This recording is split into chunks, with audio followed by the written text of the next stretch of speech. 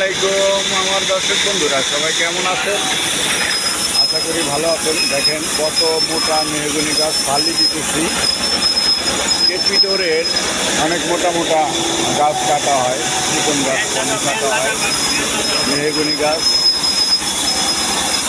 আপনাদের যাদের ফ্ল্যাট বা বাড়ির জন্য চৌকাঠ এবং দরজা প্রয়োজন আমাদের কাছ থেকে নিতে পারেন ইনশাল্লাহ। আমরা দরজাগুলো কেমিক্যাল বয়েলিং সিজনিং করে তারপর আমরা দরজাগুলো তৈরি করি।